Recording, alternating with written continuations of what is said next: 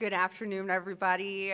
Thank you so much for coming to our didactic Key Concepts in Operations and Management, which is a primer for RAMS fellows and early career faculty. And so we have an awesome group of speakers today, and I'll let them introduce themselves, starting with Dr. Peter Antkowiak. Antkowiak. You're supposed to speak into the microphone because they're recording this. Testing. Hello. Okay, hi, I'm Dr. Peter Antkowiak for Beth Israel Deaconess Medical Center. I'm on the operations faculty there. Hey, I'm Josh Joseph. I'm clinically at Brigham and Women's Hospital, and I do informatics and operations for Mass General Brigham.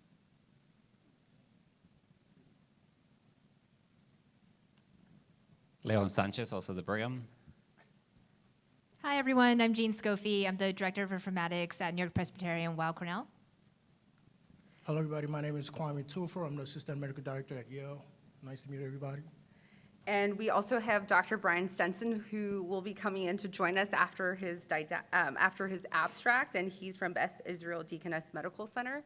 And my name is Wendy. I'm one of the chief residents at Yale and an incoming admin fellow at Yale.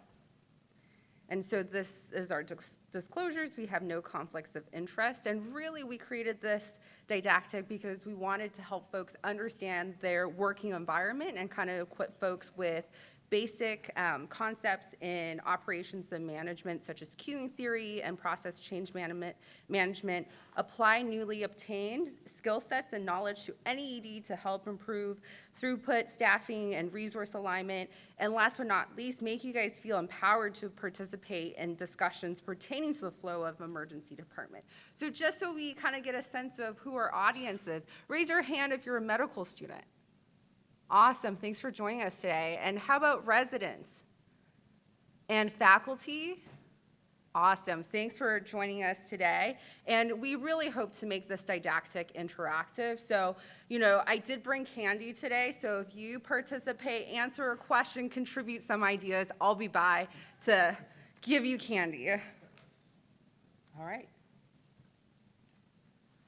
All right, so we'll try to be brief so we have time to talk, but, the first thing to think about is why do you care, right? So the reason you should care about operations and administrative knowledge is because unlike the rest of medicine, the ED is a very different environment, right? If you think about how the rest of medicine sees patients, they see patients sequentially as opposed to what we have to do, which, we kind of see everybody at the same time, and we have to try to balance the things that are going on and try to fit things in. And a lot of the skills that are applicable to emergency medicine are also very applicable to hospital administration because you're good at constantly reevaluating your list of priorities and applying your time and effort in the way that maximizes that. So not only can you do administration within the emergency department, but there's a lot of positions within the hospital that may be a very good fit if there's something that's an interest to you, okay? So the main difference between ED operations and the rest of the hospital operations, if you're running an OR, it's very different than if you're running an emergency department, mostly because, as you know, we have zero control over our input, right? We don't have appointments. We don't tell people when to come. People show up whenever they feel like it, and they normally show up in bunches, right? Because of that, you're managing patients in parallel, and that makes it very difficult to adjust, your supply and demand in a way that makes sense or is kind of reasonable some of the time. So you need to be aware of a little bit of statistics. I know nobody likes statistics, but at the end of the day, knowing a little bit of this will allow you to kind of intelligently speak to administrators at the hospital level about some of these things. So most operational metrics are essentially timestamps, as you well know. How long does it take to the patient to get to a bed after they're registered? And how long does it take for a doctor to see them after they're in a bed? After you see the patient, how long does it take for you to come up with a disposition? So most of this data at most places is often reported just as an average, right? It's reported as an average because it's the easiest thing to calculate, not because it's the thing that makes the most sense, right? So if you think back to the earlier days of maybe medical school or college, you will remember that there's the mean, the mode, the median, And if you have a normal bell curve, these three things are the same, so you don't have to think about it. However, in emergency medicine, most data is not shaped in a bell curve, right? There's what's called a skew, which means that the tails of the curve are different sizes. And for most emergency medicine data, the skew is stacked on the earlier time side with a very long tail, like on the longer time side. What that means is that your mean, your median, your mode are different. So if you want to make your numbers better, in most of emergency medicine, it's being reported as a mean. All you have to do is start reporting medians, and magically your number will be better. And there's plenty of people that just don't understand the difference. So if that's the case, you might as well take the easy win. But being able to understand that difference is important if you actually want to make a difference when you do operations. The other thing is the median alone is kind of a useless number, right? All it says is that 50% of the values are below this number and 50% are above this number. But that doesn't give you a lot of context. So if you want to actually start thinking about operations, you should be thinking not only about the median, but the interquartile range. Because the tails are different, the IQRs are going to be different in size as well. So you want to know what that longer tail is, what the 75th percentile of your patients are actually experiencing. That's actually a much more useful thing to know if you're actually trying to do like improvements in your emergency department. So again, means are rarely the correct value to use, but it's the value that most people are using. So if you can like get people from means to medians, you've already done a lot. And if you can get people to start using IQRs, you've done more than most people are doing right now. And these are, again, simple concepts that most of you already know about, but are not being applied in general. And I'll stop there. Thank you. So basically, we're going to talk about process flow and queuing theory. So basically, what is the main goal of operations, which basically we need to match supply and demand. We do this by analyzing a set of processes. And what are processes? Inputs, outputs, in which we utilize tasks for. There's always a demand versus a supply constraint. For example, let's say you're in an AD, where you have like a 50-bed and then you have 25 patients, that's a demand constraint. We have the same 50-bed with 75 patients, that's a supply constraint, so keep that in mind. Analyzing processes, first you identify the task within, and also the resources that you have. Drawing a process flow diagram helps. We'll go in much detail later on. Then you calculate the capacity for each task. You determine your bottleneck, and from there, you can get utilization rates, and also you can do different changes to see effects on flow. So let's say in an ideal world, which we don't live in an ideal ED situation, you have a patient that comes in, checks in, triage, provider, and patient dispo. However, you notice there's no waiting time here that I put for simplicity reasons, and also, like I said, in an ideal situation. So check in, you have one staff member, triage, there's two, and then provider evaluation, you have 4 physicians. So let's say it takes about 4 minutes per patient for each check-in, 6 minutes per patient for triage, and since ER docs, we love spending time with our patients so much, let's say about 20 minutes we spend on our patients before we dispo them. Now, what is our capacity? So if we have 4 patients at check-in, 4 minutes per patient, we get 15 patients per hour, which makes sense. For our triage, if we have 6 minutes per patient, in an ideal situation, we should have 10 patients per hour, but over here, you notice I put 20. The reason why is that, because remember, there are 2 staff members instead of 1. Now, staying with the provider evaluation, it takes 20 minutes for each patient. It should be 3, but since you have 4 physicians, now you can see about 12 patients per hour. But if you look at this, in our capacity, you notice our bottleneck is the 12 patients per hour. So if you have less patients than that, good, but if you start having more patients than that, then you start running into a problem. From there, that's how we determine our flow rate, in which it's 12 patients per hour. And from there, we can determine our utilization rate, which is our flow rate divided by our capacity. So if you look at the check-in, our utilization rate is 80%. If you look at our triage, it's 60%. And if you look at our physicians, it's 100%, so we're 100% utilized.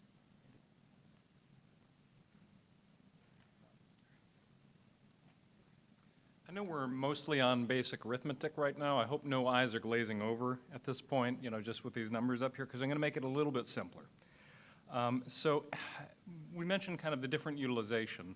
It actually turns out that 100% utilization is actually a very bad thing. Again, it sounds like that's like kind of the best way you can line up your resources, make sure everything is like perfectly aligned to the task ahead of you. But there's this whole issue of variability that really messes with things. So we'll make the math real simple. We'll say triage. We have replaced our nurses with the Robot Nurse 3000. The Robot Nurse 3000 does triage in 6 minutes, guaranteed, no more, no less, every single time. And maybe we manage to say, we put somebody out in front of triage, and if more than 10 people are coming back, they'll just maybe restrain those patients and then let them go the next hour, so we keep 10 patients an hour.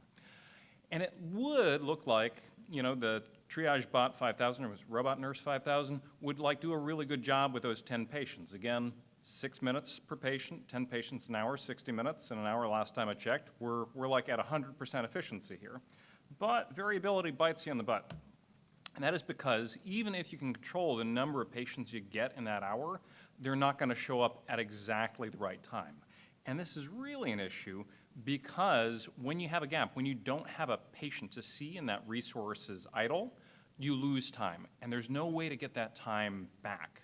Comparatively, if, for instance, you only have one of that resource, one of that robot nurse, one of that CAT scanner, any resource you kind of abstract in this way, if you have 2 people kind of jump in during that same interval, somebody's going to have to wait. Maybe not for long, but that wait is going to build up. And then the longer this process keeps going, the more those waits start building up. Again, you might have a tough hour and it doesn't really even out later, but you can survive later. But the issue is that looking at this from a math standpoint, as you get closer and closer to 1 on that utilization curve over time, those weights just keep on building and building and building. And so what actually happens is that once you hit 0.8, that variability starts to really just make things untenable. And so in a lot of cases, what actually happens is that administrators bank. They may not be aware of the utilization, but they bank on the fact that at some point patients will stop coming, or they'll come a lot less. I don't know if any of you have had the experience where your ED is okay in the mornings, and then come 4 or 5 p.m., there's suddenly 20, 30 people in the waiting room, and eventually some of them just give up, or finally things, kind of slow down by 2 in the morning, and then you kind of clear out all that backlog. Again, that's the way things often go, but it's not necessarily the way things have to. The only issue is to really get down to a better level of utilization during some of those peak times might involve staffing or up-resourcing some of those processes more than administrators are always comfortable doing.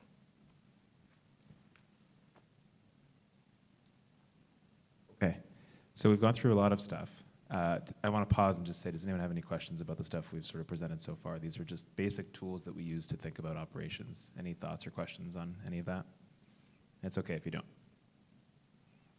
Okay, you guys feel like you're all experts at queuing theory? Okay. So now we've learned these kind of tools, and the next thing we want to talk to you about is how to implement some change, right? This is something that we do as administrators, it's something that we do as operations leaders, but it's not just operations people that should be involved in change, it's everyone in the emergency department. There is a way to measure success in the ED, and there's a bunch of different metrics to do that, right? So we think about the flow of a patient through the ER. You can measure every single one of those time points and try to improve that time point. So pre-triage, right, left without being seen rates are really important. Hospital administrators obsess over these rates. Why? Lost revenue. Why else? Patient care. That's two candies right there. Patient care, right? These people leave, and we don't know what they left with, right? They could have had a aortic dissection and had some chest pain and just went home. That's a problem, right? So I get yelled at a lot as an administrator by the hospital leadership about LWS rates, and you guys will too if you take on those kinds of roles. You can measure successive triage, right? Door to triage time, you can separate out ESI levels and say, look, I want my ESI 2s to be in beds in a certain amount of time, or I want my ESI 5s to be in beds by a certain amount of time. Then you think about actual throughput in the department, right? So you can break this down in a super granular level, like triage to room time, room to doc time, doc to inpatient bed assignment or to dispo. And we spend most of our lives obsessing over these numbers, and some of you guys might too. And it's important because this is really how you measure success in the ER. Then all of your ancillary stuff, right? So your imaging, you can measure door to CT time, CT to read time or wet read time, lab order to lab result time. These are all very important metrics, again, to be able to understand how you're succeeding in the emergency department. And then once patients are through, there's all kinds of other things like Press-Ganey scores. Do you guys ever get talked about Press-Ganey by your residency leadership? No? I see a lot of people saying no. How do you rate patient satisfaction in your ER? Press-Ganey. Does anyone use any other metric? No? Okay. These metrics are fraught with problems, and that's beyond the scope of this lecture, but the reality that we live in is that administrators are going to ask you about your Press-Ganey scores, and you have to be able to show success and be able to change these metrics with operational changes. So I want to talk a little bit about lean management principles. Is anyone Six Sigma trained or lean trained? Raise your hand. You get a candy if you are. One person. Can you tell us about what that means?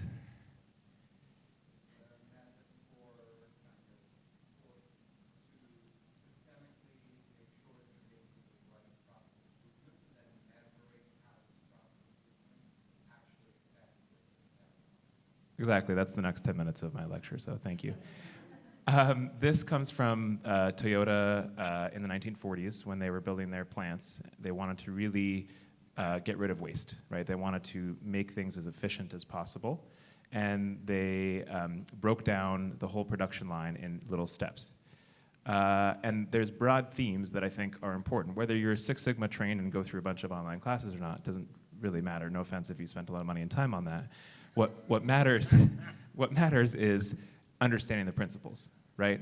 So getting rid of waste, empowering frontline staff is very important, right? We want the people that are actually doing the tasks to be empowered to be able to affect those tasks and affect the results of those tasks. We want to enhance the value of the flow of a patient through the emergency department. We want to fix problems at their root, right? A lot of this is kind of fancy jargon for essentially saying, get people that are doing the tasks to fix their own problems and get rid of a lot of the waste. And that's what Six Sigma is all about and lean principles are all about. There's a lot of fancy lingo that we don't have to learn, but one of the kind of lingo that they use is Kaizen method. And this is a set of principles or steps that are recommended to administrators or to change leaders to be able to implement, right? So you want to identify your problem, you want to analyze the current process, you want to create solutions, test the solutions, measure the results, and then standardize the best solution, okay? So this is kind of the cycle of change that the Kaizen method recommends. Does anyone have administrators in suits do Gemba walks in their hospital? No one's seen a Gemba walk in action? I see one person. Has anybody seen an administrator in a suit walk through your ER? Okay. You're confused as to why they're there. Yeah. So maybe they're not doing a very good job at their Gemba walking, right? The idea here is that these administrators are coming down, they're meeting you at the front line, they're listening to your problems, and they're trying to help you implement tools to be able to make change, right? And that's essentially what a Gemba walk should be. And you'll often see key performance indicators, right, KPIs, and ideally, these administrators have KPIs that they've set for you or you've set for yourselves, and they're analyzing your performance based on those KPIs. And so Gemba walk is an important kind of tool to be able to bring, again, the admin down to the front line and empower the front line to feel listened to and feel like they can create change. Again, fancy lingo for stuff that should be pretty obvious, but unfortunately in our world we have to teach people these tools to be able to make changes. So how do you really create sustainable change? I think we talked about a lot of this. Engaging leadership, appropriately making sure your stakeholders are chosen correctly and involved.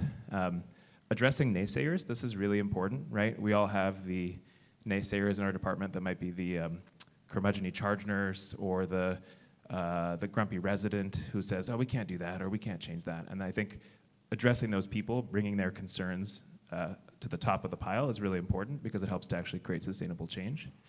And make sure that you're giving feedback, right? So constantly reiterate, constantly check on your methodology, constantly use your data to improve. And what happens if you meet resistance? So again, some of this is very obvious, but we have to teach it to people because unfortunately not everyone has the skills to be able to implement these things. So be creative. Continue to think about why the answer is no. So when somebody says no, listen to them, try to understand what their reasoning is, because you may learn a lot from that. Be open to compromise, be persistent, right? This is all the stuff that the fancy management consultants will tell you to do. But again, when you're thinking about these problems, you really should implement some of these tools because they're important to create sustainable change. So with all that being said, we now want to use some of these principles, right? Queuing theory, measuring results, lean management, or change theory to go through a real case. So I'm going to hand the mic over to Dr. Stenson. I'll just stand back here. So, all right, thank you. So, do you want to come up with me, Jim? Do you want to both stand up here, rotate? Okay, great. So, this was a lot of excellent principles that we went over in terms of everything Peter and Leon and Kwame and Josh just talked about. And we were hoping to go through just a real life example of this, as you will see if you're involved in operations later in your careers, or now, or you're already doing this. So, the example is you're a young faculty, you're in the operational group at your department, and over the last few weeks to months, people have noticed that MRIs in your department are taking a much longer time than usual. And you're a department that regularly does ED-based MRIs. And staff have been commenting about it, the physicians have been complaining, patients are filing complaints because of the long delays. And so your chair comes to you and asks you to fix it. And that will often be a situation that you may find yourself in. So we're going to walk through systematically and go through an example like this of what do you want to know and how do you want to really. I'm going to say this is an actual real-life example because we made Bryan do this when he was a resident. So, and this example comes from Gene's work, this one specifically. Mine was with CT scanners, but we went with MRIs. So, what? Oh, that hurt somebody. So before we go any further, we're going to just talk through the systematic approach. So we're going to go through this step by step and just use the next 20 or 15 minutes or so to kind of talk through this. So what do you want to know about this problem? MRIs are taking a long time. I know that we have Candy, we appreciate audience participation. So what do you want to know? How long do they take? So you need some of your metrics. You need to know what specifically do you want to know about how long do they take? Any other? Yeah. So in terms of how long do they take, what is the average? What's the median? What's the mean? What's the variability of them? Is it what's the the interquartile range? How many are you getting? Great. Any more details you want to know about that, or I can just tell you we're getting 10 MRIs a day, 5 MRIs a day. When are you getting them? So what's the distribution of these? You want to know things like, you want to know if are they happening in the morning time? Are they happening in the evening time? Are they happening overnight? So great, you want to know this distribution. Anything else? How many MRI machines? Perfect. So we've talked a lot about basically how many we're ordering and the relative variables around that, but we also need to know what's our capacity. So how many machines do we have that are working, and what's their hours? Anyone else? Why? Why are we getting so indications for the MRI. What types of MRIs? And are they necessary ED-based MRIs, or could they be moved to outpatient MRIs? So that's perfect. So perfect. And now we've talked a little bit about kind of the supply of how many we're ordering. We talked about demand. We talked about kind of the intrinsic factors of what the MRIs are. And the kind of the other fourth big bucket is the workflow. So what happens? We talked about the Gemba walk, finding bottlenecks. So who's involved and who are the stakeholders? So transport's one of them. Anyone else? MRI techs, perfect. They need to be involved in this, and we need to know what their workflow is. Anyone else? The MRI screening form, yes. When does this happen? How does this happen? How long does it take? And is it done in series or in parallel? These are excellent things. Anything else? So how long does the MRI take? And when we say MRI, and we'll get into a little bit later, but when we say MRIs are taking a while, what is the breakdown of each of those variables, and where is there the most room for change and where is there potential waste? Anything else?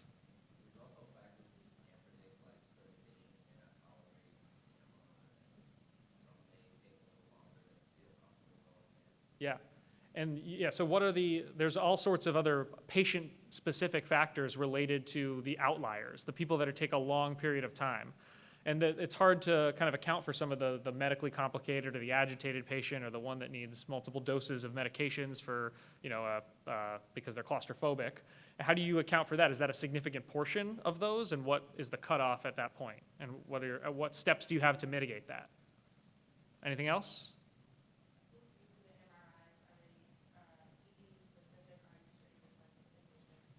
Perfect. So not only do we need to know how many machines, but what's the utilization of these machines and who is using them? Are they dedicated for the emergency department? Are we sharing with the inpatient provider? What's the schedule? Do they do things, is the inpatient, who's prioritized? Are they also being used for outpatient studies? So all of these things come into play. Anything else? I'm just going to keep going until you stop, until I'll cut you off at some point.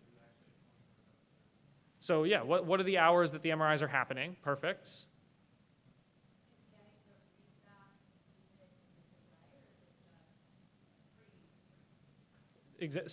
Perfect. So you need to know the timelines and the flow. So when we say that MRIs are taking a while and patients are complaining, are the scans done and they're waiting 2 hours for the radiologist to read it, or are they waiting 2 hours to get the MRI and the radiologist read it immediately? So there's a lot of differences. So even though all we've done is pose one question, there's a lot of factors that you have to think about and that you're going to dig into. So we talked about scan demand. We talked a lot about scan capacity and getting those to line up.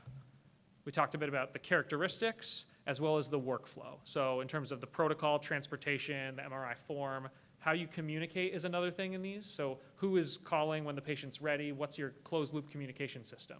So all of these things help you identify the problem because currently we don't know what the problem is. We know that the problem is that it takes a while, but we need a bit more information. And I'm going to turn it over to Jean now. All right, I'm gonna go a little closer to you guys so I could see the whites of your eyes. All right, so we talked about a lot of different tools, right? Statistics, queuing theory, change management, and this is trying to guide you guys through how to bring all those things together into this real life problem. This is a project that I actually did in a real emergency room. No administrators were harmed in the creation of this data, which I will show you is very, very in-depth. How many of you guys work in an emergency room that faces this issue? You have an MRI scanner, it just seems to take forever to get people through it. Yeah, lots of people, right? Okay, so you can take some of these same principles back to your own institution and see if maybe you could help to resolve the issue. So this is real data from the real emergency room. And it is showing that there is a significant wait time from when an MRI is ordered to when the scan is done. I know some of you had mentioned, read times and what happens to the patient after the scan, but we're just going to scope this out for, from the order to when the scan is actually completed. Average process time for that is 7.3 hours in this emergency room, which is incredible, right? Some things to know to help to frame this. There are 3 MRI machines. Someone had asked earlier, that's an important thing to know, the number of machines that are available and who's going to them. So this is ED, inpatient, outpatient MRIs are all being run through these 3 machines. One of them is proximate to the ED, the other 2 are in other parts of the hospital, one of them is in a different building. Do you guys have any thoughts just looking at this data right here? This is just basic ED volume and time.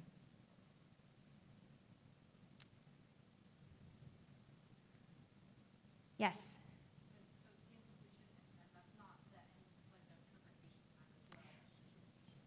Correct, yeah. That's just till the end of the study. One thing that I do want to point out, there's a little box up here that calls out the different priorities of scans. So life-threatening gets done pretty fast, actually, in MRI time, because depending on how many scans are ordered, it can take a while just to complete each one.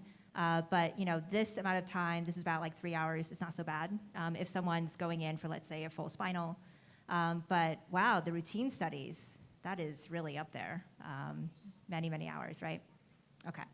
So what this is illustrating is that you just want to get a basic sense before you dive into a problem of what are we facing. Just like identify the problem and your objective first. So we're really focused on the overall average MRI process time. All right. This is what it looks like to get through the process. So it's a process map. This is not to scale. So each of these boxes doesn't represent how much time it takes. It's just a representation of the steps. So it starts with placing an MRI order, of course. Then there's some waiting. Then the patient has to go through safety clearance. That's our infamous, MRI form. Then there's some more waiting. Then the patient has to go to MRI, so there's a transport process. Then the patient sits there, some more waiting, and then they get the scan done. The actual times are down here. So again, it's not to scale, but it's showing you total process time. That's the average 7.3 hours. And then here's the prep time and the scan time. So just digest this for a moment. Any observations here? If we're trying to, analyze our current process, what are you kind of noticing in terms of where potential issues might be? Yeah. So that's the first thing that stands out, pretty strongly is so much of the time, the 7.3 hours, the majority of the time, almost 90%, is devoted to just prep. The actual scan time, the time that the patient spends in the scanner is only 47 minutes, which gives you kind of a very approximate feel for the types of studies that these are. So this is the ED, right? So this is probably most patients are going in for just like MRI of the L spine, just the C-spine, like 45 minutes, as opposed to really complex studies, some of the things that they do in the outpatient world in terms of, like full body things and PET scans and so forth. So that's really interesting, right? So this is like a lot of prep time, 6.5 hours on average of prep time. Anything else that you guys notice? Yep, a lot of the prep time is waiting. Yeah, absolutely. So all these waiting steps in between, problematic. Any other thoughts? Okay. Oh, yes. Spoken like a true administrator. Yes. So who decides what is life-threatening, routine, instead, and urgent? Who decides this in your emergency rooms? How does this get translated to the MRI techs? On the provider order, right? So a single provider placing the order, what do you think everyone's going to try and do for their patient?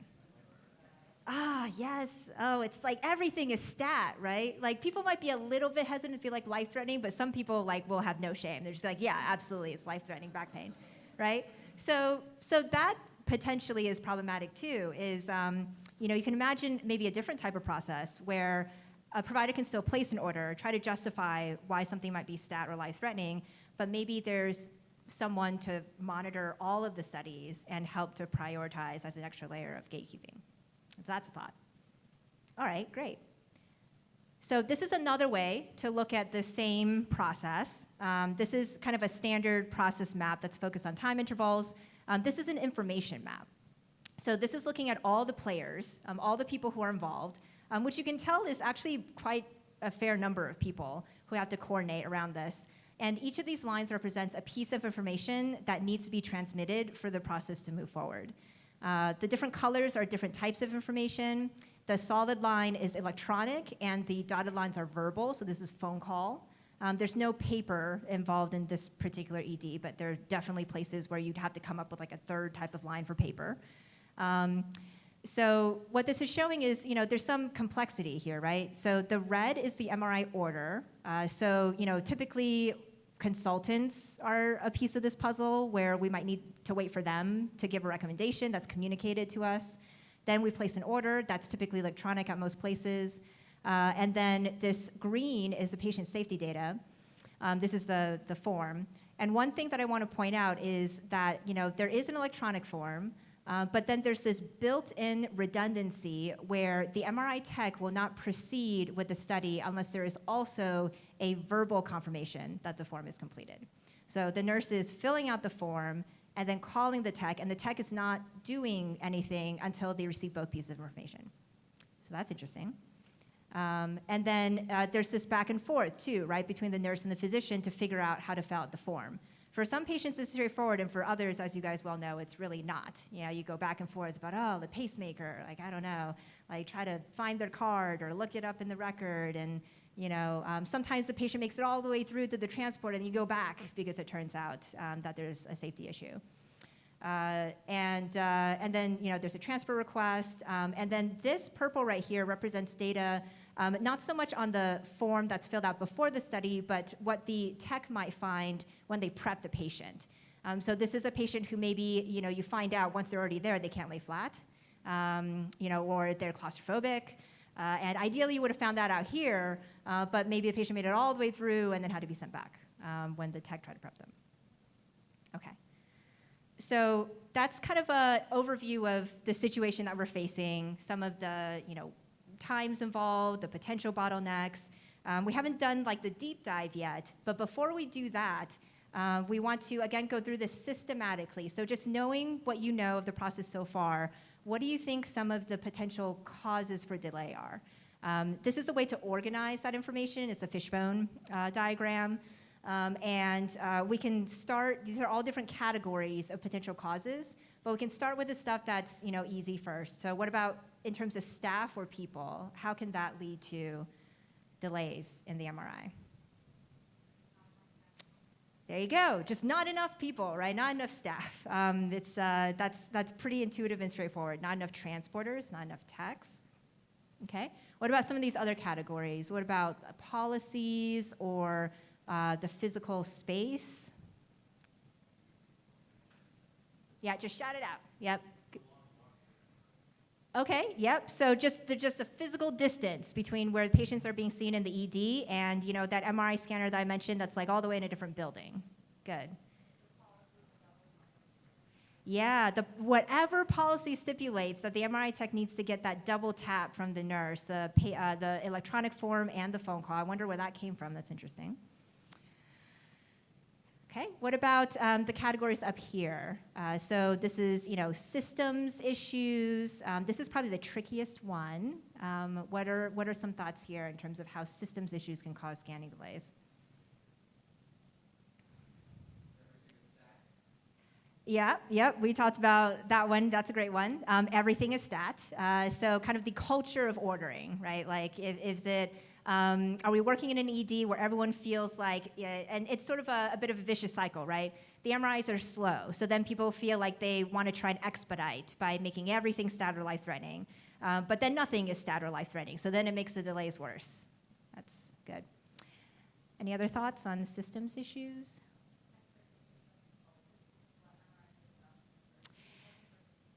That's great. So we're starting to think outside of the ED. What about the consultants?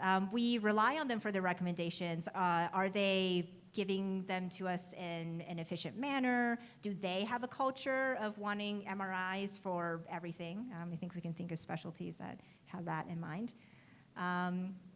What about other thoughts outside of the ED in terms of potential system, culture, type of issues that can cause delay?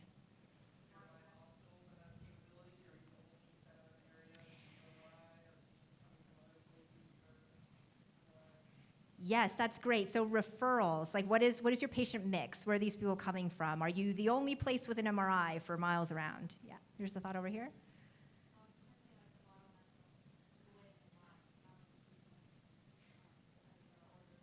Yep, so kind of the volume coming in terms of who's being referred and who's waiting. Okay. Yes. Great. I'm so glad you mentioned that because we're going to go into that quite a bit. So can studies wait? So this ED, inpatient, outpatient mix, right? Because remember, we got 3 machines. If you just think about the logistics of this in terms of the queuing theory, there's 3 machines in 3 different locations. One of them is proximate to the ED, but all 3 scanners are seeing patients from the ED and from clinic and from the hospital, maybe not even from the same building in the hospital, and it's all just mixed together.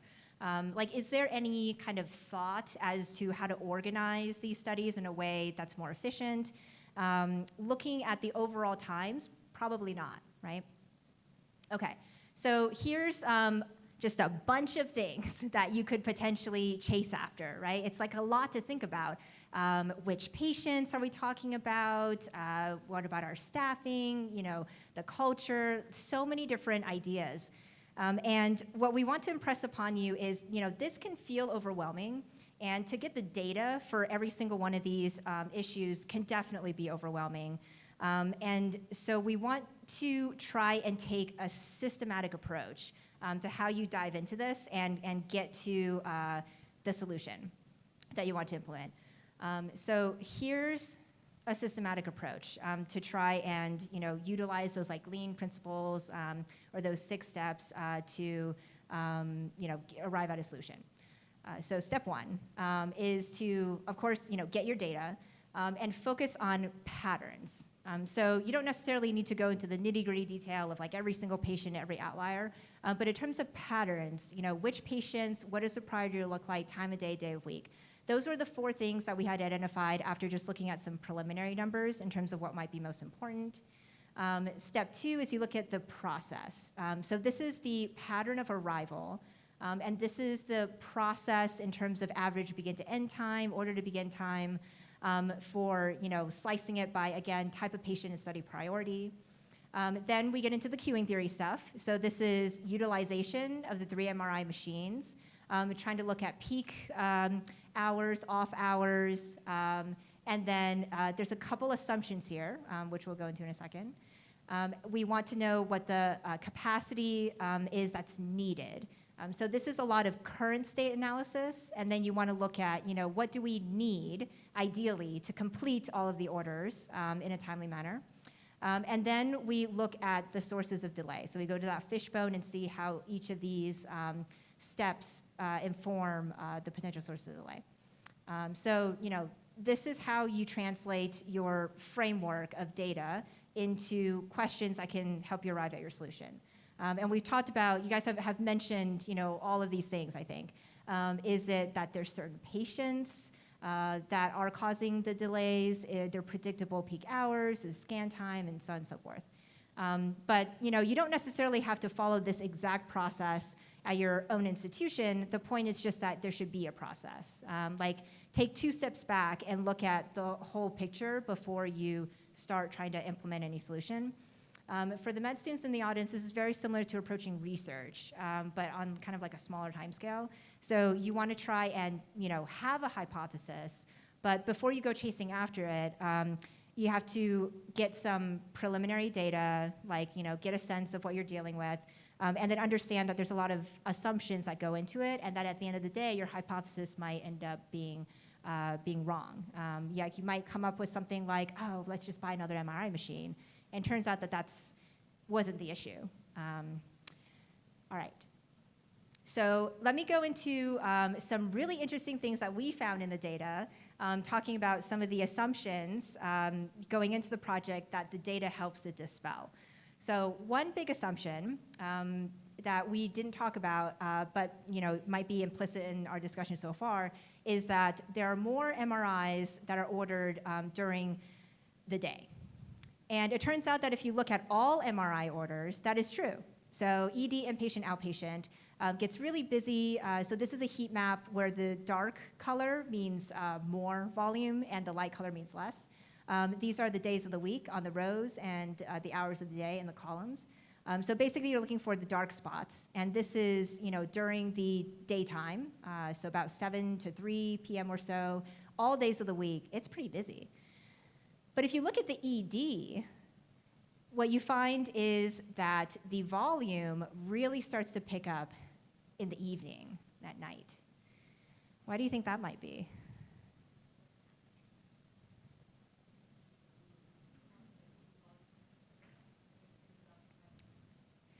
Yeah, so you might have all sorts of different hypotheses for why this might be, but this is worth looking into, right? It's interesting.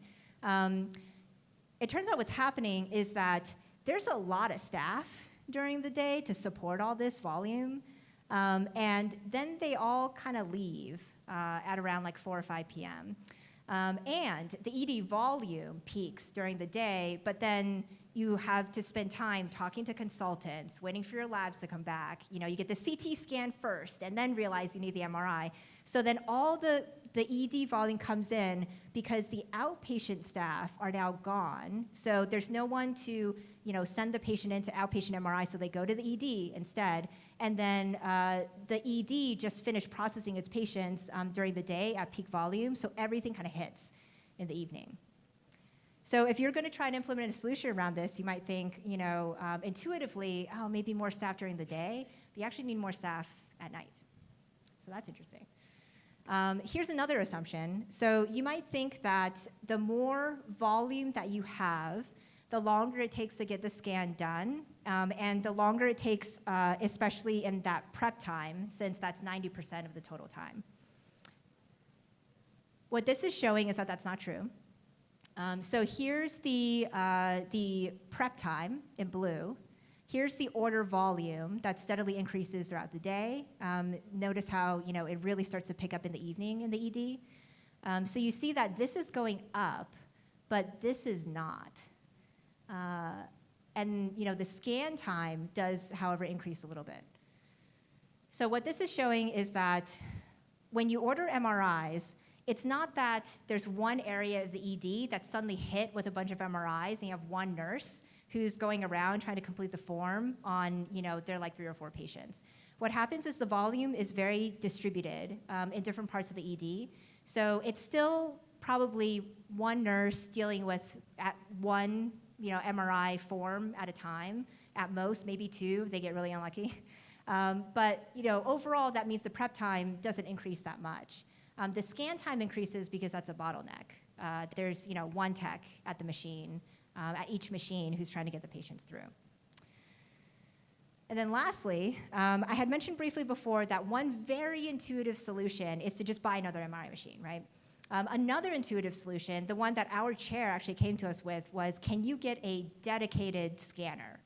And that means that you have ED, inpatient, outpatient, you know, going to the 3 different machines, and instead you just have ED going to one machine, inpatient, outpatient going to the other 2. The issue with this when we looked into it is the ED, as it turns out, doesn't actually have enough volume to justify this model.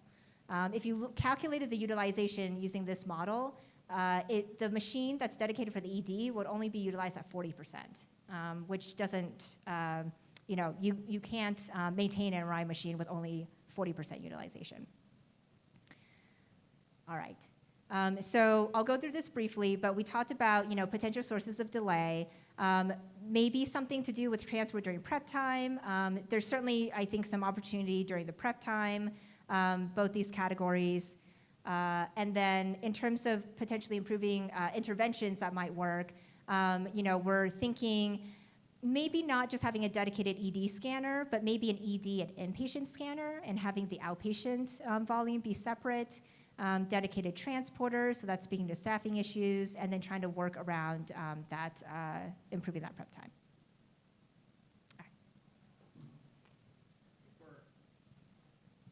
I'll be quick because I think we're closing in on time soon, and I don't want to, I know everyone's got other things and food and everything to do. So once you've walked through all of these systematic solutions, the goal then is to figure out both what your short-term and your long-term plans are. So you want to make sure that while you're arranging for this longer term, lobbying for a dedicated scanner, you want to see what short-term wins can I have, what things can I get to kind of appease the chair, improve patient safety, improve immediate throughput. So can you remove any sort of waste from the process? That double communication aspect is mentioned, anything else. So you're looking into all of these as ways to basically improve the throughput, and you want to always think about it in short-term and long-term scenarios. And then we get into this, a lot of the change management talk that Peter brought up, which is how do you end up implementing this? And just in the interest of time, we don't need to rehash all of this, but you need to really get through and set a timeline, set a go live date with the new process, get all of the stakeholders there, everyone that we talked about, the technicians, the transport, and make sure that you have everyone that is bought into this process. We talked about this before, but having a champion, having one person in the department who's really dedicated to this, who's following up and making sure that there is that people are following through, that's checking on how this is going and making sure that people understand and their questions are answered. Because you need buy-in from the people on the ground, and you need people to be interested. Sometimes they have a clinical interest, sometimes it's a research interest, but you always have to get that person. Educating the staff is key, making sure that the people know what the new process is and how to go about it, and that should be ideally, timely. It should be asynchronous, so people should be able to learn the process and have access to that information readily if they missed the one in-person training at the meeting. And then you need to have a plan to evaluate the efficacy of this, talked about in lean management principles, making sure that this process that we're designing is doing what we've set out to do. Is this actually improving throughput times? And so setting out dedicated times that you're going to reevaluate that is a really important part of this. So I think, if you're talking about some of the rest of these, or, yeah, this is just a little bit, you're gonna measure and analyze the results to see if we're actually improving the volume and the utilization rate at the MRIs, how much it's taking to process these. And then that's it. I think that's it. So I think we came right up on time. So does anyone have questions, or are we going to open up the floor for questions about this? And hopefully this was a useful example to walk through. No?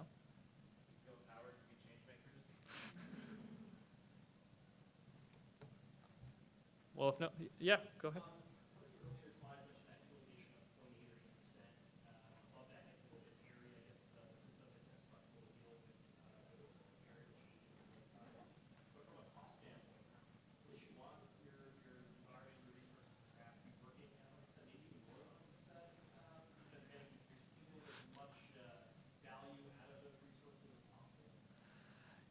I don't know. So, yeah, sure, as long as you're willing to.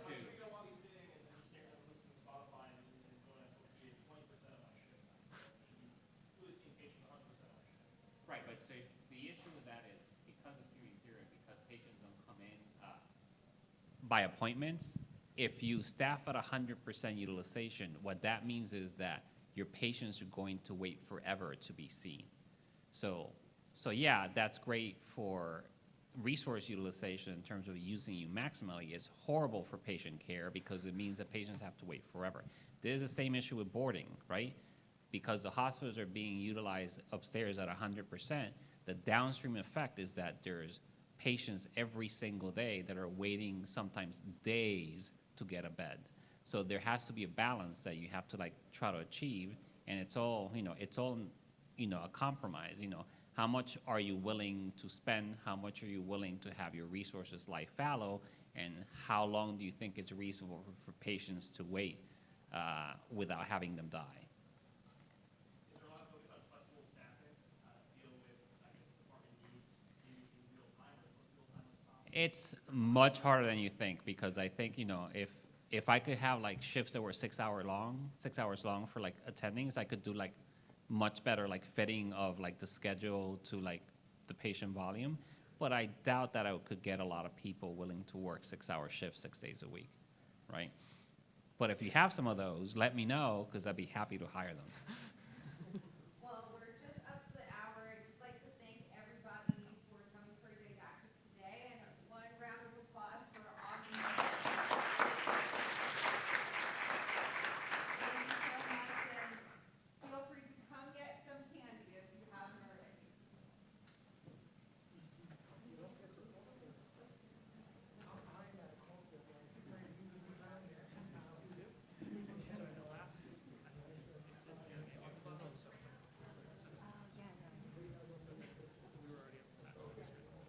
Yeah, let's put it. All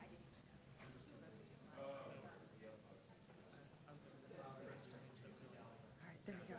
All right.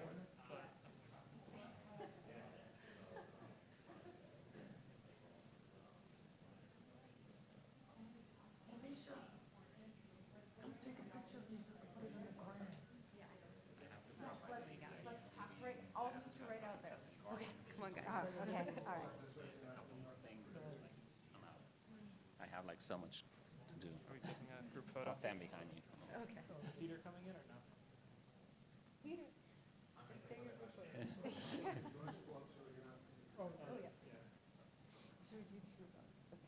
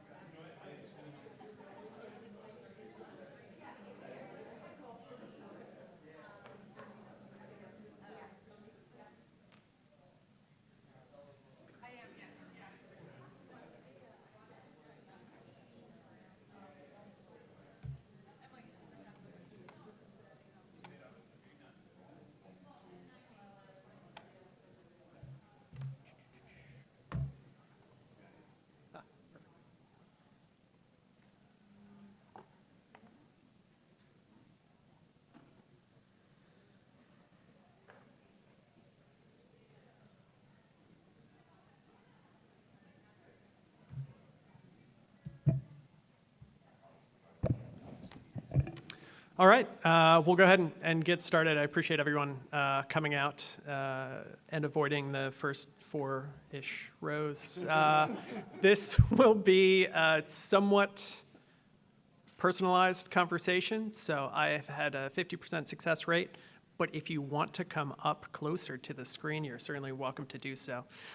So my name is Ryan LaFollette. I'm the program committee chair here, which gives me the privilege to be able to choose people that I look up to, that I think our specialty looks up to and aspires to, and really dive into how they became who they were, what their roles are now, and get some life advice about how what looks like a very polished career may have had bumps in the road that we may not appreciate, or it may have been flawless, depending on their person.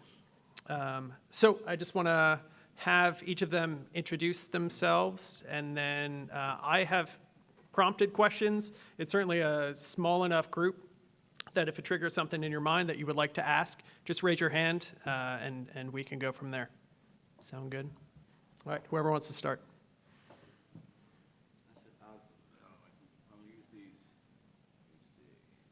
Is that all right? We got it? All right. So my name is Greg Furman. I currently serve as professor and executive vice chair at the University of Cincinnati. In that role, I now do a lot of our recruitment and retention work, hiring new faculty, but kind of grew up in the clinical operations space. So Laura Hobson, I'm a professor at the University of Michigan. I am also the associate chair for education and have a job description that I've heard referred to as a recovering program director, because apparently being a residency program director never truly leaves you.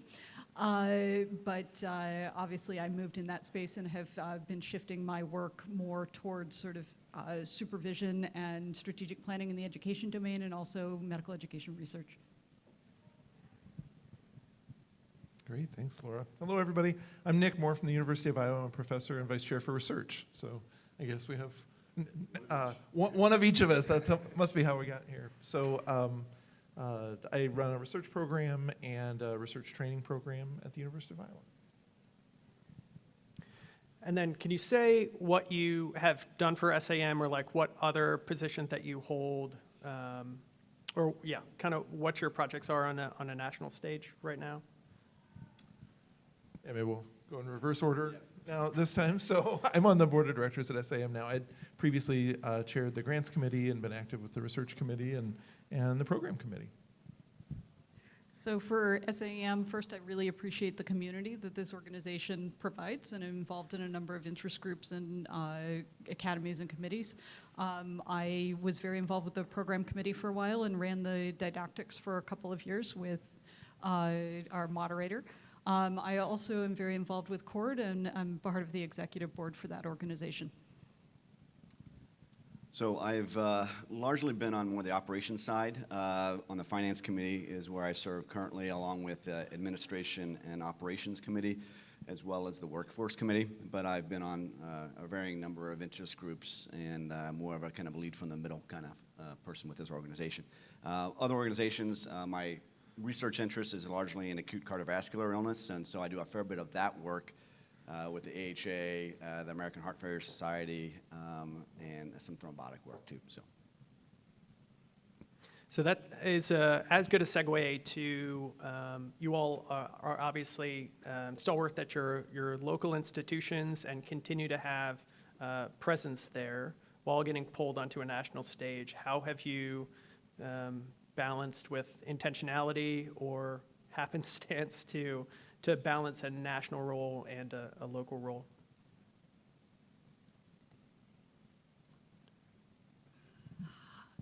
I don't pretend to have the answers, but at least I can give a couple of defined examples. And I think a lot of it is taking stock of what you are currently doing, where the demands on your time are, and where those things lead to. And when something new comes in, almost always something old has to go out. So, great, from my perspective in 2017 or 2018, I was offered a position running an internal faculty development program called the GME Innovations Program that my GME office runs. So it's a great institutional role. It gives me institutional exposure. It's been fabulous from a number of perspectives. But I had to really take a critical look at what I was doing and where my demands were, and intentionally had to back out of some things that took a fair amount of time on the national front, because this was something that I wanted to do, but I also value sleeping and seeing my family, so made that decision. Yeah, I think that what I tell all my fellows is that you have to kind of write your own personal mission statement. And it's a little bit hokey, but it's kind of true too, because there's only so much stuff that you can fit into your life. And so, it's sort of like your life is, a jar that has big marbles and like sand. And it doesn't take very long before you can't fit any more big marbles in it. And if you sort of know what your North Star is, what's important to you, then it gets easier to figure out how you should spend your time. So for me, I think that national involvement's been a really important way for me to be able to sort of give back to our specialty. I've found mentors through our national organizations that I think have been really valuable for me. But it's also a way to kind of get ideas that you kind of take to your local roles. It's a way that you can find other people who have similar interests. Many of us in our own institutions don't have 50 people who are interested in our research topic, but in national scope, there certainly are that many people who are interested in things that you're very interested in. And so I think that there's some value in that. And then I think that the other thing that I would say is that all of us only have one pie. That one FTE might not be 40 hours, but it's like your one job and it's your one life. And that when you take on big roles, like what Laura was talking about, you sort of have to decide, how does that fit into what my mission is for how I want to make the world better? And when I start doing that, then where does that lead? And how does that kind of satisfy the things that I think are important for our specialty, for our institution, for our department, for my own personal job satisfaction, for my family, for my life? Great comments. I think I also would remark here that a lot of your local service is just that service. But when you come to promotion, you really got to establish a scholarly work, regardless of whether or not you're a clinical operations person, an ultrasound person, or a true research person, and education as well. But your national committee work is often where you're going to find a lot of that scholarship. And so it's really easy to get mired into kind of your committees at your local level. But when you step back and take the bigger look is when you start to see that scholarship. I'm going to ask a naive question here, and primarily of Nick. But you talk about your kind of personal North Star. At what point and what factors led to that North Star? Was it a day that you woke up, looked at the North Star, and was like, board of directors at SAEM? Or was it a slow migration? Yeah, it's a really good question. I think you've got to have an objective at whatever stage you're at. It's just that for me, that objective, you were saying, have there been bumps on the road? Like for me, that's been a gravel road. You sort of, it evolves over time, but there's never a point where you say, gosh, like I don't know where I'm going. That's not a great way to live life, but where you're going in 5 years might be different from where you're going right now. So, when I went into residency, I knew for sure that I was going to work in a community emergency department in the town where I grew up. And then I went and during residency decided that maybe critical care was for me. And so I practice now hybrid emergency medicine and critical care, and I've had some leadership roles in that. And I run a research program.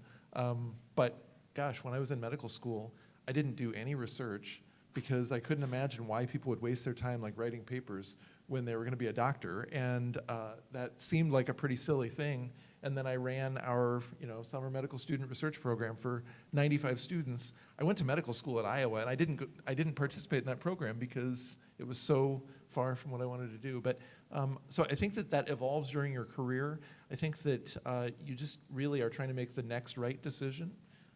And that doesn't mean necessarily that any of us can sort of write our memoir now for the rest of our life. and the world changes. You know, you think about what emergency medicine looked like a decade ago, what it's going to look like a decade from now, and you know, if there's one thing that I think COVID taught me, it's that my crystal ball is pretty cloudy, and you know, I think that we each need to be able to take stock of ourselves and the way that we can really like make the world better, and what our strengths are, and what we like doing, so we can figure out what the next right decision is. With respect to your North Star question, oftentimes your North Star is a discussion with a mentor of, you know, really discernment of what you like to do and what honestly your department might need as well. And some of that is kind of a negotiation with your mentor, and I'm sure you're going to get into that a little bit, but can't overstate the importance of mentorship and all the related kind of terminology, sponsorship, advocacy, coaching, all that other stuff. It's all part of the same equation of having somebody else that takes a big interest in you as you are. And that helps with the North Star discussion. I think what you're hearing from all three of us is that opportunity doesn't always map onto a written 5 or 10-year plan, but you probably should have a sense of what your core values and interests are, and those are probably more fixed. And making sure that what opportunities you decide to select match with those, or at least fulfill needs that support those core values, even if it looks like nothing like what I turned into my chair for my annual review. I'm going to intermittently just pause and look out of the audience and see if anyone has a question. Any questions at this point?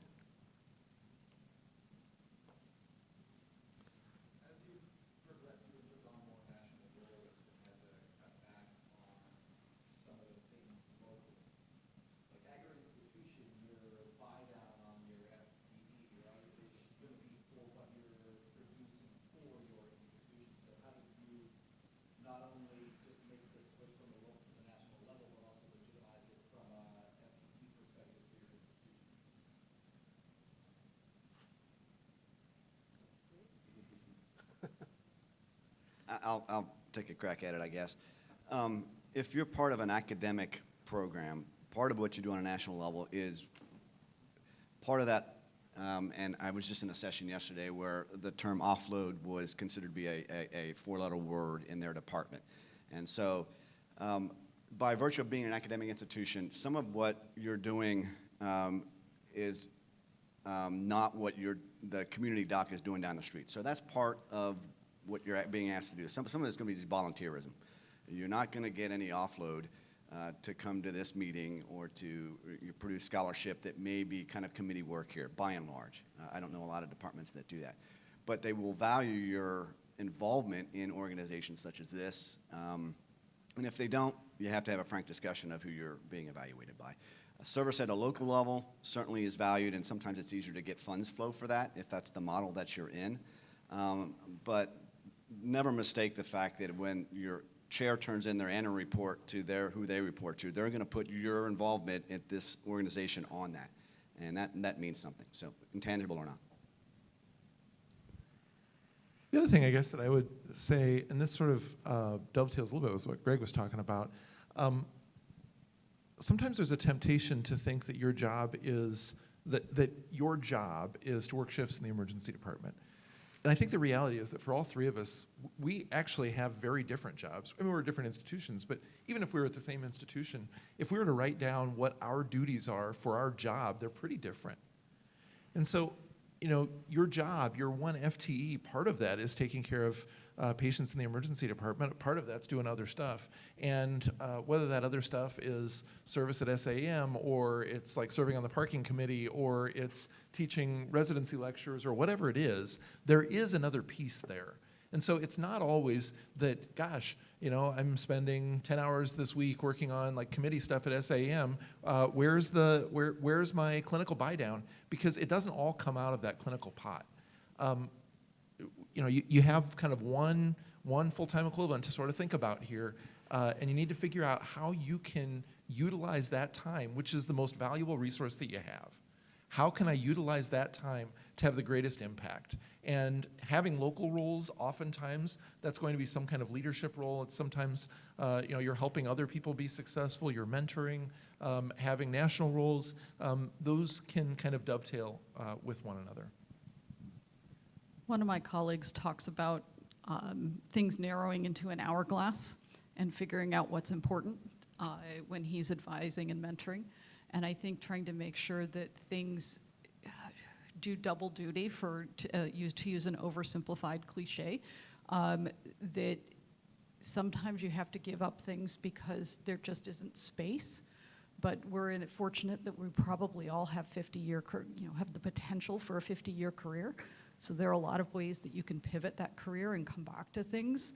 But at any given time, you may need to decide, how do you look at, if I'm in operations, how do I contribute in operations on a local, regional, national, scholarly level, ditto for education, and I probably can't spend a ton of my time dabbling in operations or dabbling in critical care, even if I find it fascinating, unless I'm going to change my focus within my primary area.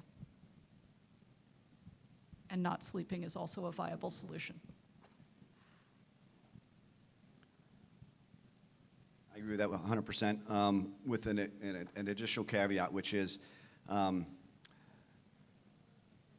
focus is a good thing, but awareness of what other people are doing is also mission critical. You shouldn't focus at the exclusion of knowing what your colleagues are doing. And we had a vice chair session yesterday where every chair said that, which is, it's one thing to have a focused faculty group, but it's another thing to have a cooperative faculty group. So if you're an operations person and your researchers are languishing because they can't get subjects recruited because you're not supporting them in the research world, well, your department has to have a pretty hard talk about how that's working. And you can put education in that as well. So situational awareness, but focus, both of them are important. Is this how you became both medical director and vice chair of research at the same time? Yeah. So the question of mentorship has come up a couple of different times. And you can take this question however you would like to, but as you moved into mid and whatever advanced career position that you're in now, how have those mentorship relationships changed? How have you shedded, and how have you maintained your position, if you have, as a good mentee as you've gone through?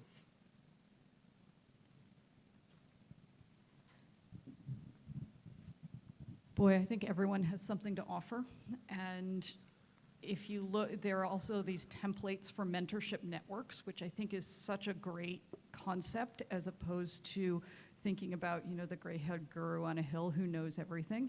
And I think being willing to take everyone for what they can contribute. And I learn from people who are technically my juniors in years and rank, and I find I have a ton of peers, and also people who are more senior than me. And I think it's being willing to appreciate what everyone can contribute and take advantage of it regardless of status or a formal title is probably my biggest take home. And also paying it back, doing the same for everyone else. And so I think one of the really important, what keeps us happy in academic emergency medicine is the fact that you can even be relatively senior and still see yourself as a mentee, because there's always somebody around us that is willing to help us. And you don't see that across our specialty. It really is unique to academic emergency medicine, which is why I think I and a lot of folks stay in the business, right? Yeah, it's much easier to stay abreast of new technologies and new therapies. Imagine trying to do that when you're working at a community shop and picking up advanced cardiac ultrasound, how much a bigger lift that is. So those kind of things is what invigorates us. And so when you talk about mentorship, it's people morph in terms of their relationship with you. It might change, but they're still going to be there for you. And I've had mentors for 25 years that have morphed into coaches and again back into mentors and and back and forth. I think the other thing that is useful to think about is why somebody would decide that they want to mentor you. Because I think that sometimes people have this sense that, you know, a mentor is out there because they want to be successful in their own career, and that they're willing to kind of tolerate you if you sort of do things for them. And that's not actually what the relationship is. And probably many of you in this room have your own mentees. And, you know, there are very few things that are more satisfying than seeing your mentees be successful without you. You know, go out and get their own funding, or to go out and get their own, you know, position. And, you know, you want to continue to help those people and sponsor them. But that's true as a mentee also. So I think that having really open discussions with potential future mentors about what it is you're looking for, what it is that you need from them, what perspective you're hoping that they can give you, and where you want to go in your life. Those two things, I think, really get you a long ways there, because a mentor-mentee relationship where you both can agree on where it is that you're hoping to go and what role each of you plays can be a really productive thing. And I think that sometimes when people struggle, it's because actually the mentor and the mentee don't have the same view for where they're headed. The second piece of that, and I think that you sort of alluded to this in your question, is part of it is how to choose mentors, but part of it is, you know, how do you continue those relationships with your mentors in the future? And boy, I have mentors that aren't at my own institution, some who are at my institution, but people who I continue to talk to. And when there are hard questions, there are still people that I call to talk about those things with. And, you know, they sort of take my calls, I think, not because like I'm analyzing data for them, but because they sort of care about what the outcome is, and we have a great relationship. And my mentees continue to do that, and it's great. This seems like a leading question into that, but of the things that your mentees have done, well, two-part question. One, what is the something that your mentee has done for which you are most proud? And then what is the thing that you have done in your career thus far about which you are most proud?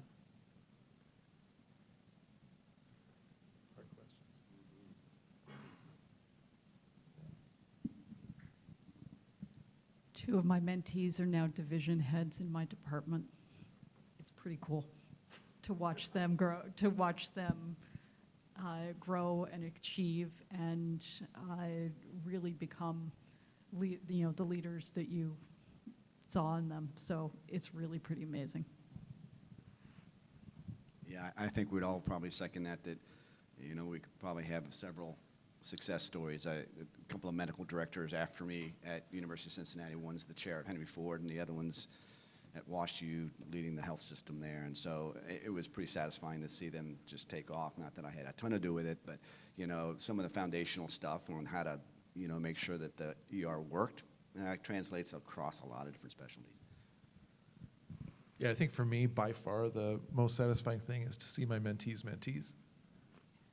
You know, we sort of heard Dr. Coates talk about that this morning a little bit, and, you know, I thought that it was really poignant when we saw people sort of stand up who had known and worked with her, and then all of the people that they have sort of influenced. But when you have somebody who becomes, you know, a junior faculty member and then has their own, you know, PhD students that they work with, who you see present at a national meeting, and you think, that's neat.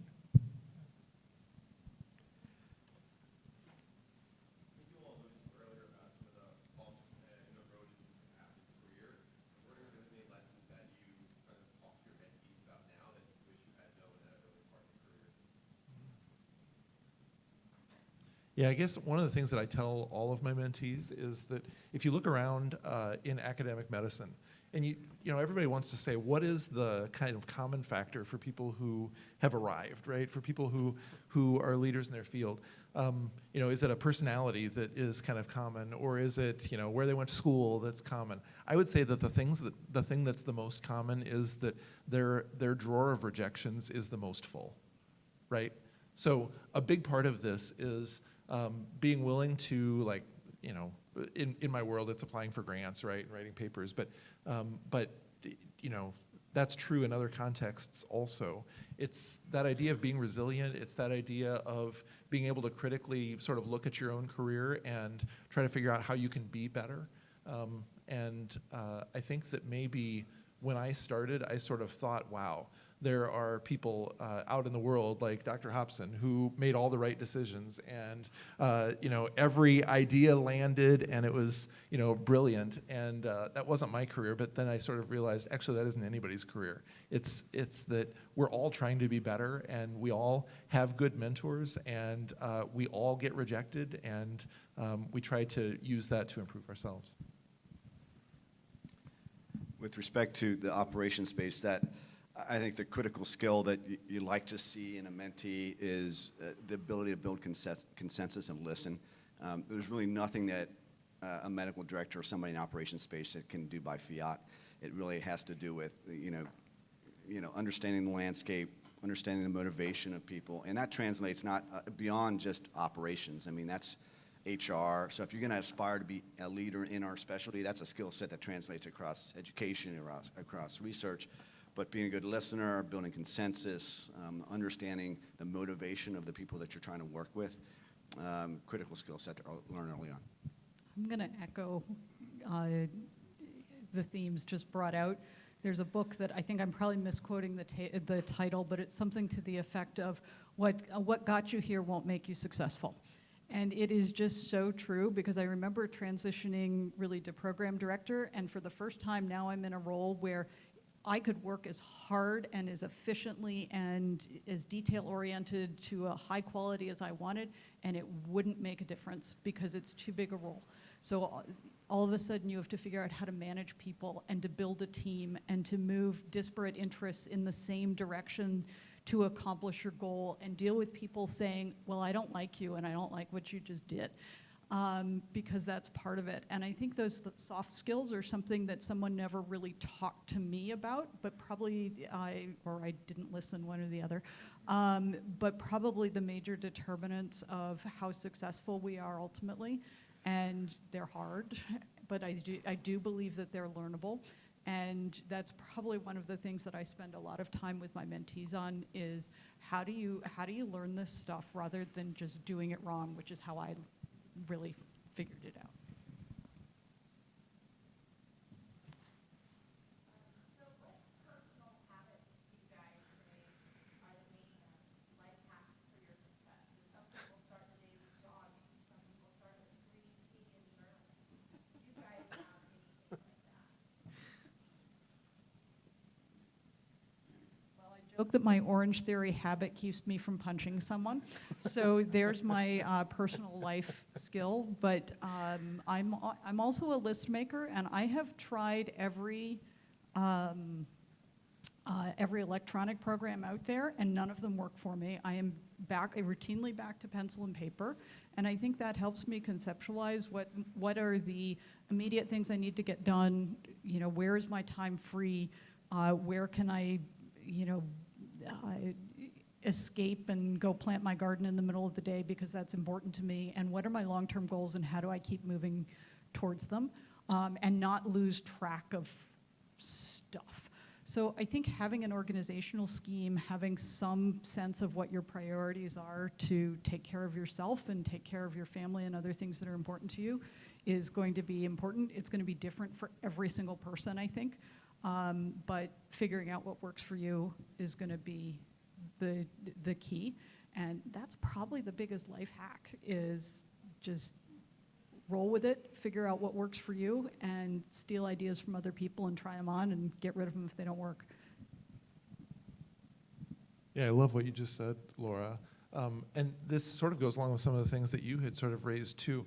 I think you have to figure out a way to not be task saturated. It is super easy to open up your email and then spend 14 hours like responding to emails and filling out a table for something, and you have to have space to think, and that is long range planning, and it has to be built into your life, because if you don't do that, then you're kind of reduced to your just your to-do list, and then who gets to put things on your to-do list? Is it like the world, or is it you? And whatever techniques that you have so that you can avoid yourself from just being task saturated, so that you have control of your life, so that you have control over what the next 6 months, 5 years, 10 years looks like for you, I think is really important. Great point. And the first thing to do is to take over your personal space. That, you know, if jogging or working out or gardening or whatever is what keeps you sane, that's the first thing that's on the to-do list. Don't ever let it fall off of that. If it's a family engagement that you know you have, don't ever let that fall below anything for work. There's nothing at work that's should be above those kind of non-negotiables. Occasionally on a day-to-day basis, you might find you get distracted, but if you keep that priority, I think you'll find yourself be a better doctor, better for your patients, because that'll bleed into everything that you do. And I find myself, if I'm impatient with my kids, I'm impatient with my patients. It's just the way it goes. As a segue to that, how do you force introspection on yourself? Do you schedule it? Do you force it upon your mentor and say, I need you to ask me this in a certain amount of time? How do you not get mired in the day-to-day and force yourself to think longer term?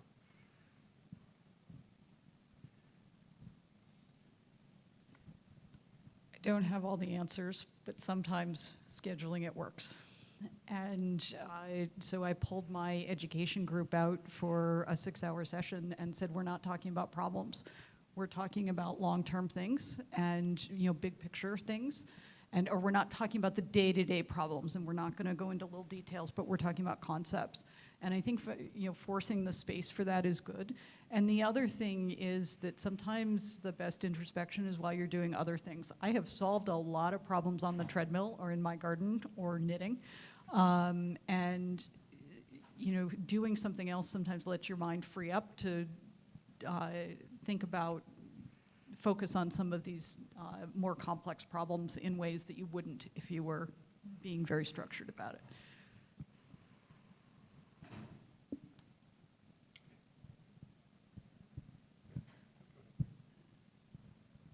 I think there's a lot to be said about having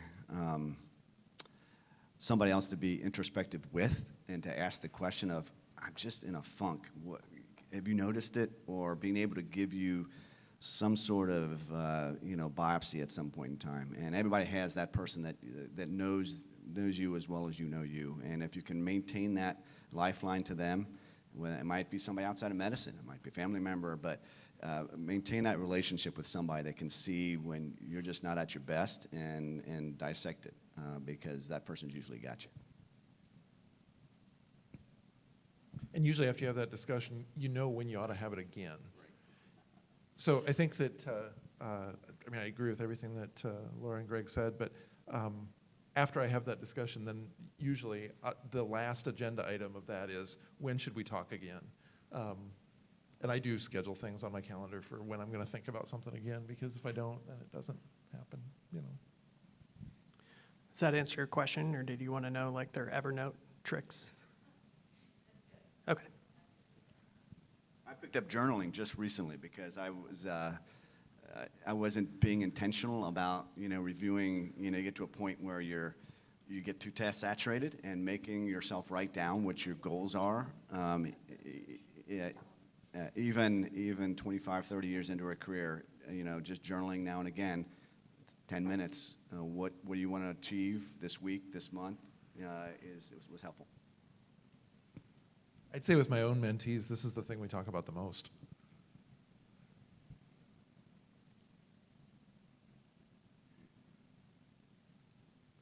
Bill? When you had your two-part question, they only answered one part of it. Ooh, that's an excellent point. Thank you for calling them out, Bill. You can always count on Bill. What is the thing that you are the most proud of, not your mentees? Mentees cannot be mentioned.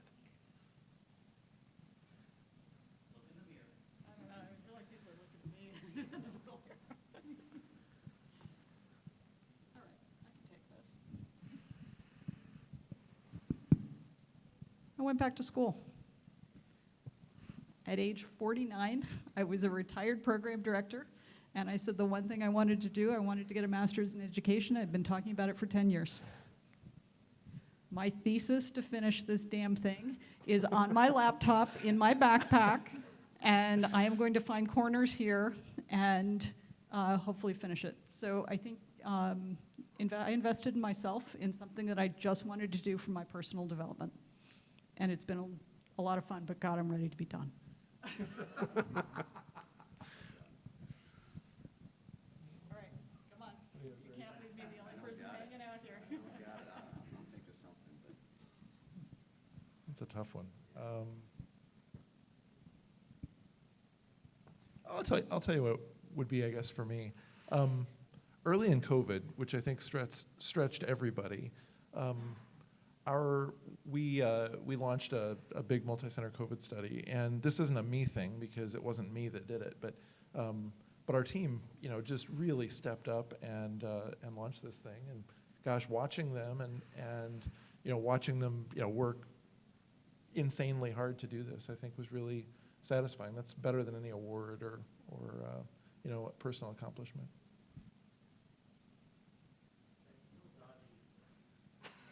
I'm not letting you get away with this, because my point about this, we've all been very successful people in our careers, but we have a tendency not to look back at what was successful for us. And I think your thing about going back to school and getting your master's because that's something that you wanted to do, that's a great example. It had nothing necessarily to do with what you've been doing. Something important to you. And I think people reflect, as you go through your career, you do need to look back and say, yeah, I'm really proud that I've accomplished this for myself. Well, and I think I'll add on to that. So when I was 17, my mother decided to go to grad school. So she didn't have to. She wanted to do it. And I remember being an intern and rearranging my schedule, my last rotation of intern year, to watch her graduate from the University of Cincinnati with her doctorate. And to me, what it said is that life doesn't end when you're 30, 40, or 50. And I think that's a paradigm that has really stuck with me, that we have these long careers and we can change, we can develop, we can learn new skills. And that process of continually learning and continually developing ourselves, I think is just an incredibly important one. So this summer, I have already put myself out on the ledge to our ultrasound director that, you know what, my image interpretation skills aren't bad, but my image acquisition skills are terrible, and I really hope our ultrasound people are not hiding in the room someplace where I can't see them. And darn it, I need to get better because I'm embarrassed. And I think the lesson that I really took from my mother is keep learning, keep moving forward, and keep challenging yourself. And I ran into someone recently who very proudly told me that their 79-year-old mother had just gotten their doctorate. And that's really pretty darn cool.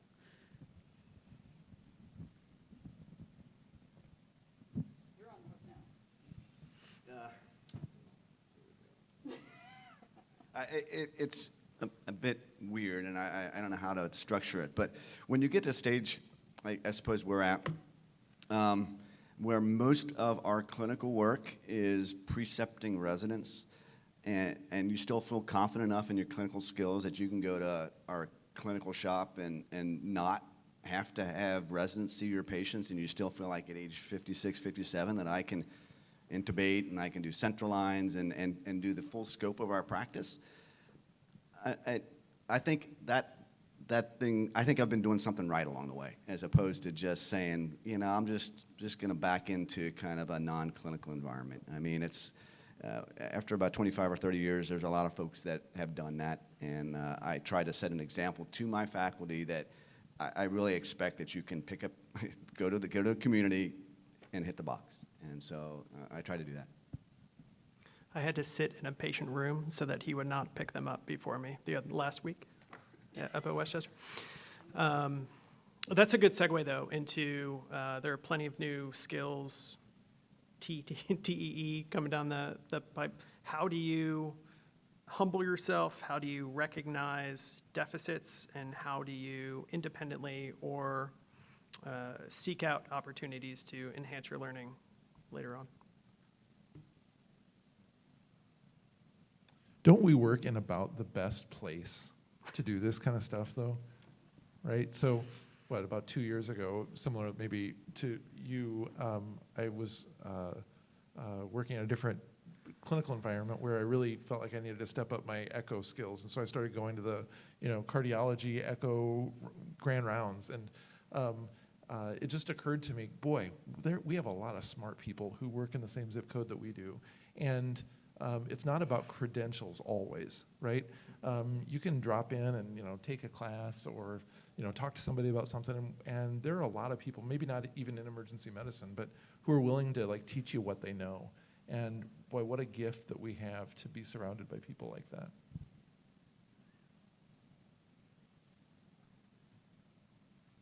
I'll second that. And then with respect to, I kind of alluded to this comment earlier, we're really in an environment where our residents and junior faculty are more than willing to help us at the kind of later edge of our career to adopt these new skills and in a genuine way. And that's not always the case in a community practice where it's not that easy.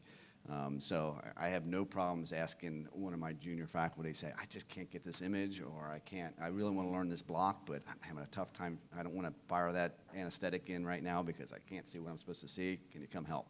That kind of stuff is I found to be very valuable. And that's another way to be a mentor, right? To be humble ourselves, to be able to ask somebody for that and to give them the joy of being able to kind of teach us things, at least for me. I mean, it's the same as my two colleagues up here. It's being curious, and it's being willing to try, and sometimes it's being willing to just fall flat on your face and not do so well. But I mean, it's pretty cool. I think it's just there's so much to learn. We'll never know it all, but we can have the excitement of trying and getting into new things and trying new things on and deciding if they work for us or our patients.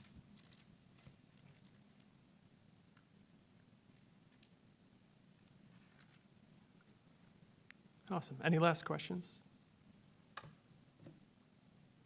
All right. Well, I have learned an incredible amount from all three of you. Any last statements or takeaways that you have? I just want to end on a positive note.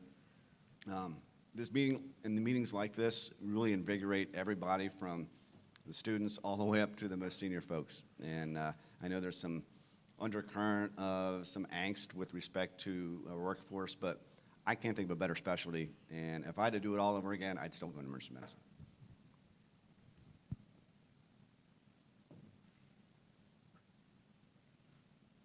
How do we add the coder to that?